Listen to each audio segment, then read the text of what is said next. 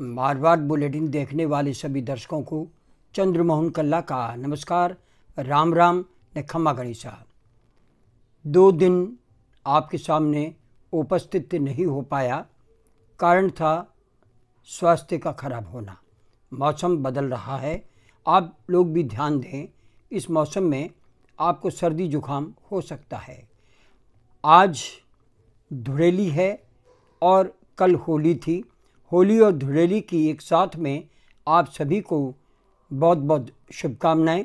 आज पूरा शहर रंगों के त्यौहार होली में डूबा हुआ है और हम भी होली खेल करके आपके सामने आ बैठे हैं।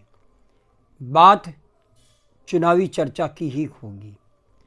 राजस्थान के पूर्व मुख्यमंत्री अशोक गहलोत राजनीति के चाणक्य माने जाते हैं और उन्होंने बीजेपी के हैट्रिक यानी इस बार भी 25 सीटों पर जो मिशन घोषित कर रखा है उसमें सेंधमारी करते हुए इस बार हैट्रिक नहीं करने के लिए अपना पूरा दांव खेल लिया है। उन्होंने ऐसे कदम उठाए हैं कि भाजपा को भी सोचना पड़ रहा है। रालोपा यानी हनुमान बेनीवाल की पार्टी से गठबंधन के विरुद्ध बायतू विधायक हरीश चौधरी ने रालोपा के नेता को ही कांग्रेस में शामिल कर उम्मीदाराम बेनीवाल को टिकट दिलवा दिया। बहुत बड़ा ये फेरबदल था। रालोपा में उम्मीदाराम ने हरीश चौधरी के सामने चुनाव लड़के मात्र 999 वोट से विधायक का चुनाव हार गए थे और उसी नेता को उन्होंने अपनी पार्टी में मिला करके टिकट भी दिलवा दिया और रालोपा का गठबंधन को लेकर के निरंतर विरोध भी करते रहे।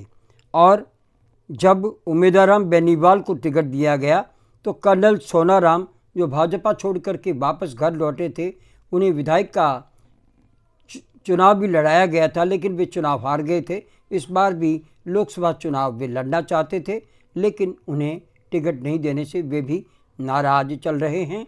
और इधर अशोक गहलोत ने हनुमान बेनीवाल से गठबंधन करके दिखा दिया।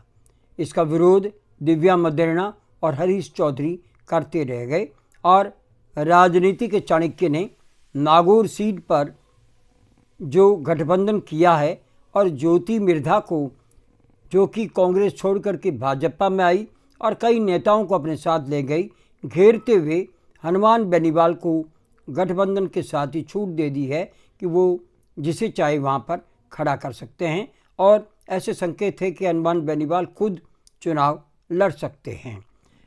जिसका निरंतर विरोध किया जा रहा था और संगीता बेनीवाल, जिसका विरोध दिव्या मदेरणा कर रही थी, टिकट मांग रही थी पाली से, लेकिन संगीता बेनीवाल को टिकट दिलवाने में अशोक गहलोत कामयाब रहे और आखिरकार दिव्या मदेरणा हाथ मलती रह गई और अशोक गहलोत ने संगीता बेनीवाल को टिकट दिला दिया। लेकिन निरंतर दिव्या मदेरणा और हरीश चौधरी दोनों हनुमान बेनीवाल का विरोध कर रहे हैं। तो हनुमान बेनीवाल से गठबंधन करने से खुद बाड़मेर, जैसलमेर, नागौर, सीकर, पाली, जयपुर ग्रामीण आदि क्षेत्रों में जाट बाहुल्य क्षेत्र माने जाते हैं और हनुमान बेनीवाल का वहाँ पर काफ़ी अच्छा होल्ड बताया जाता है, जिससे कांग्रेस को बड़ा फ़ायदा होगा।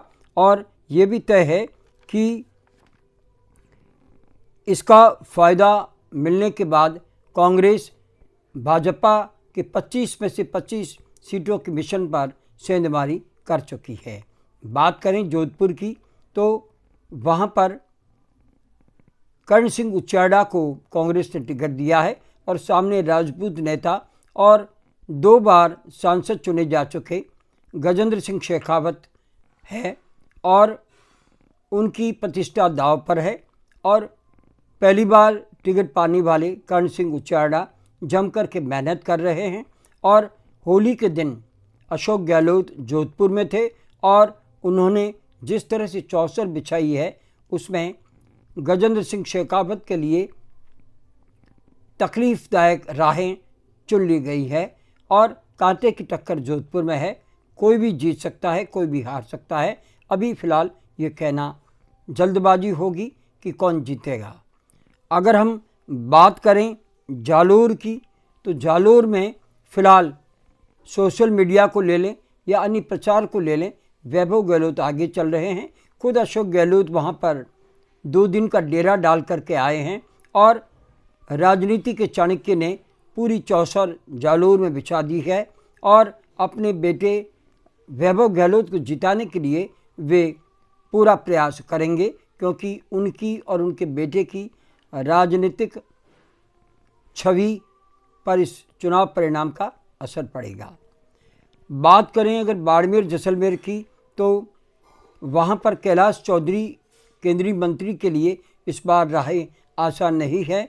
उमेदा राम का साथ हरीश चौधरी कर रहे हैं, तो हेमाराम चौधरी भी उनका साथ दे रहे हैं, क्योंकि हरीश चौधरी और हेमाराम चौधरी ने मिलकर के सचिन पायलट से बात करके और उमेदा राम को टिकट दिलवाया था, तो उनकी भी प्रतिष्ठा इस सीट से जुड़ी हुई है।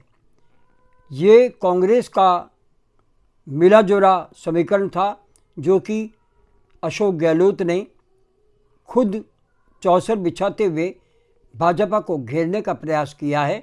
देखते हैं इसमें मोदी फैक्टर कितना काम करता है और राम मंदिर का फैक्टर कितना काम करता है, ये समय बताएगा।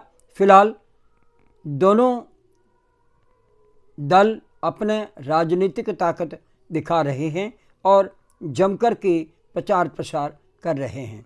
अब अगर हम बात करें बहुत बड़ी खबर की, तो आपको ये भी बता दें कि पीलीभीत से लोकसभा सीट से सांसद और पूर्व प्रधानमंत्री इंदिरा गांधी के पुत्र भाजपा नेता वरुण गांधी का टिकट काट लिया गया है। ये अपने आप में एक बहुत बड़ी खबर है।